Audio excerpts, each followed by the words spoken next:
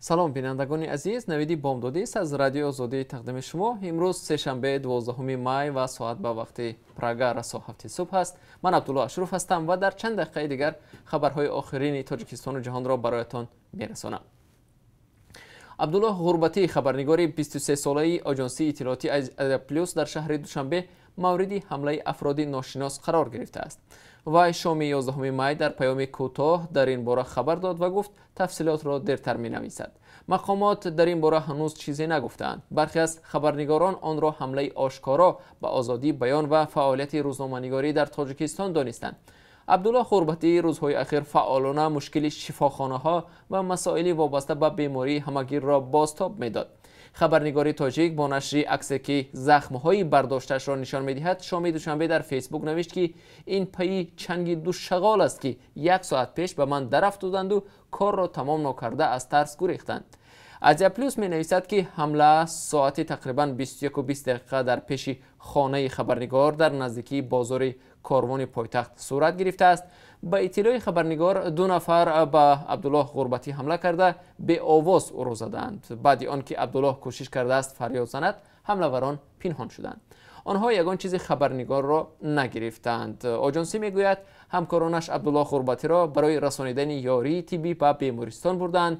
وقت‌های اخیر افراد ناشناس به عبدالله تهدیدها کرده بودند، نوشته است خبرگزاری.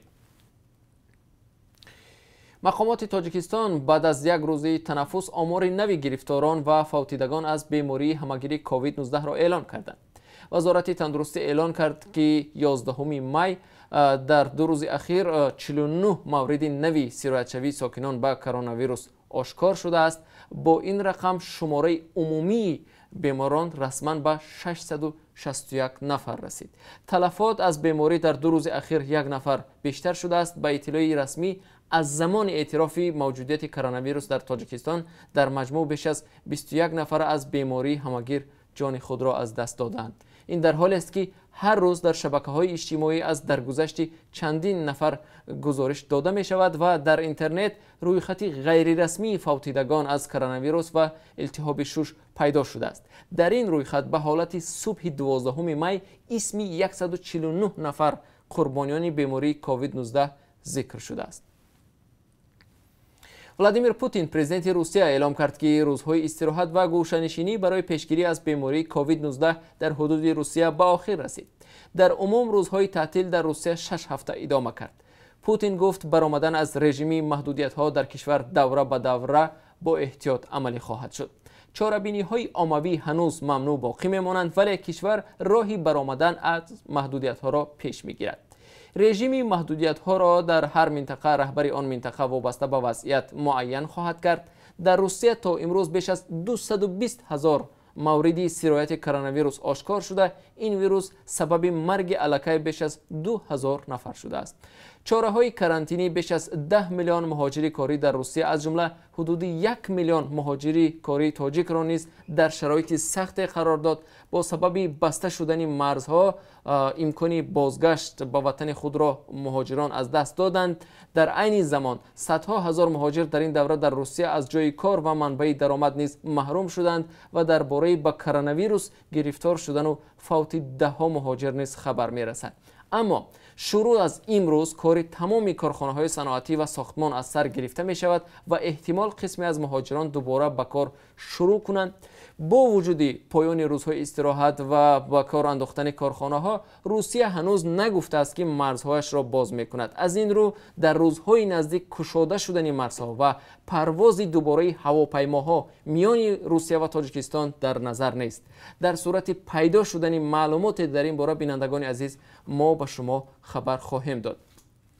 ضمناً در قزاقستان نیز وضع فوق‌العاده بیکار شد، ولی چاره‌بینی‌های کرانتینی و بهداشتی پابرجایند و آنها قدم به قدم بیکار می‌شوند. شخصانی که قاعده‌ها را ویران می‌کنند جریمه‌های کلان منتظر است. مقامات پولشا 4 شهروند تاجیکستان را به گمان کوشش جلب دیگران برای انجام حمله‌ها دستگیر کردند. آژانسی امنیتی داخلی لهستان خبر داده است که بازداشت آنها روز 7 می صورت گرفت. با اطلاع منبع، شهروندان تاجیکستان برای استفاده در حمله‌ها قصد داشتند افراد را جلب کنند که به اسلام گرویدند. ستانیسلاف ژارین سخنگوی هماهنگسازی نیروهای ویژه لهستان روز 11 می بر رسانه‌ها گفت شهروندان تاجیکستان در یک مرکز خدمات مرزبانی نگهداری می‌شوند و از این کشور اخراج خواهند شد. وی افزوده است که این افراد از ورود به لهستان و کشورهای منطقه شنگن محروم می‌گردند. به قول او شهروندان تاجیکستان به گروه تندروی دولت اسلامی یا داعش نظری مثبت داشته اما عضو آن نبودند. در یک ماه اخیر بار سوم است که خبر بازداشت شهروندان تاجیکستان با گمان تروریسم در کشورهای اروپایی رسانه‌ای می شود. مقامات آلمان 15 اپریل اعلان کردند که 5 شهروند تاجیکستان را با گمان طرح‌ریزی و قصد حمله تروریستی در سرزمین رین شمالی وستفالیا بازداشت کردند.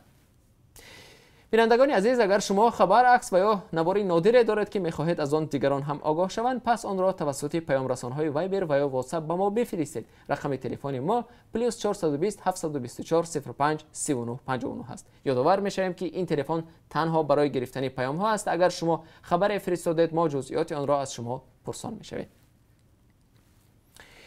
نیروهای حکومت افغانستان میگویند 3 عضو بلندپایه جناح آسیای جنوبی گروه دهشت دولت اسلامی یا خود داعش و از جمله رهبر این بخش ابو عمر خراسانی را دستگیر کردند. وزارت امور داخلی افغانستان ابراز داشته است که آنها چند روز پیش در یک عملیات در کابل بازداشت شدند. به گفته ریاست امنیت ملی افغانستان همراه با ابو عمر خراسانی رهبر بخش اکتشافی و روابط جمعیتی گروه دهشت دولت اسلامی در افغانستان بازداشت شدند. 6 می نیروهای امنیتی افغانستان در منطقه شکردره عملیات پیاده نموده 5 عضو داعش را کشته چند تن دیگر را به حبس گرفته بودند. روح الله حکیمزاده رئیس پیشین بانک دولتی امانت بانک روز 11 می فوتیده است. یک روز پیش پسرش کرامت الله درگذشته بود. مسئولان بیمارستان مرکزی ختلان سبب رسمی فوت پدر و پسر را التهاب شوش و یا پنیمونیا گفتند، ولی مرگ پیهم آنها خلاصه رسمی را زیر شبهه گذاشته است. طبیبان ولایت ختلان میگویند روح الله حکیمزاده بیماری قند هم داشت، اما سامانه اخبار روز 11 می با تکیه به منابعش نوشت که رئیس سابق امانت بانک و پسرش از کرونا ویروس فوتیدند. به نوشته سامانه روح الله حکیمزاده و فرزندش 2 هفته باز با علامت‌های التهاب شوش و کرونا ویروس در بیمارخانه قریه بالای شهر باختر تحت طبابت قرار داشتند. علی خان نورعلیزاده سردختور بیمارستان ولایتی به نام بوری واحدوف در شهر باختر به خبرگزاری آزیا پلاس گفته است جسد مرحوم با رعایت تمام طلبات‌های اپیدمیولوژی دفن کرده شد. روح الله حکیمزاده تا سال 2013 معاون وزیر مالیه تاجیکستان بوده، بعداً تا سال 2014 رئیس آژانسی حفظ اجتماعی و از سال 2015 تا ماه ینور 2019 رئیس امانت بانک بود. ولی در جلسه سالانه حکومت رئیس جمهور او را همراهی رئیس سابق تاجیک ایر برای کمبود در کارشان از تالار جلسه جواب داد. بعد از برکناری معلوم نبود که حکیمزاده به چه کار مشغول بود. و بیننده ارجمند، یک خبر تعجیل هم داریم. در شبکه اجتماعی اینستاگرام این زمان خبر نشر شد که گالینا پرفیلیوا از مقام نمایندگی سازمان جهانی تندرستی در تاجیکستان به استعفا رفته است. در این باره به تفصیل بعدتر برای شما اطلاع خواهیم داد و در سامانه رادیو آزادی هم شما میتوانید تفصیلات این خبر را مطالعه نمایید. وزارت کارهای خارجه تاجیکستان تصمیم گرفت که مدت بود و باش شهروندان خارجی و شخصان بی شهروندی را که موقتا در حدود تاجیکستان قرار دارند تا 1 ایولی 2020 خود به خود تمدید می‌کند. بنابر اطلاع وزارت کارهای خارجه جمهوری، این قرار در چارچوب چاره‌های اندیشیده شده در مورد پیشگیری بیماری کووید 19 قبول شده است. اول ماه اپریل نیز با همین مقصد در تاجیکستان در مورد ورود و خروج شهروندان خارجی و شخصان به شهروندی طریق همه منطقه های نظارتی و مرز دولتی تاجیکستان محدودیت ها جاری شده بودند. رجب‌بای احمدزاده رئیس ولایت سوق در مشورت کاری عاید به مقاومت با کرونا ویروس که روز 11 می برگزار شده است توصیه داد که رفت آمد شهروندان بین شهر و ناحیه‌های ولایت محدود کرده شود. بنابر اطلاع خدمات مطبوعات رئیس ولایت سوخت، رئیس ولایت به مسئولان دستور داد که در بین مردم کارهای فهماندهی را بیشتر کنند. احمدزاده گفته است حالا هم در شهر و دهات ولایت ساکنان به استفاده از نقاب گشت و گذار دارند و قاعده های گیگینی را به طور ضروری رعایت نمی کنند. مسافه بین یکدیگر جمع آمدن و مقدار زیادی مردم در نقطه های فروش خوراک عمومی رفت و آمد بین خانواده ها تا حال ادامه دارد که رعایت نکردن معیارهای بخطری باعث زیاد پهن گشتن بیماری میتواند شود، گفته است او. با دستور رئیس ولایت سوخت بین شهر و نواحی ولایت بدون ضرورت رفت و آمد شهروندان محدود شده و نظارت رجه گوشه‌نشینی پرزور می شود. دفتر مطبوعات درباره چگونه جاری شدن این توصیه ها و با کدام رجه عمل کردن آنها معلومات نداده است. بیننده ارجمند، در پایان برنامه با درخواست شما همچنان نظری داشتیم به قرب ارز خارجی در تاجیکستان. بنابر قربی که امروز از جانب بانک ملی معین شده است، $1 آمریکایی 10 سامانی و 26 درم، 1 یورو 11 سامانی و 12 درم ارزش دارد. امروز قرب 1000 روبل روسی 138 سامانی تعیین گردیده است. اینجا رسیدیم به پایان این نشر نویدی بامدادی. برنامه‌های نو و جالب ما دوام روز تقدیم شما می شود. ما را همراهی کنید.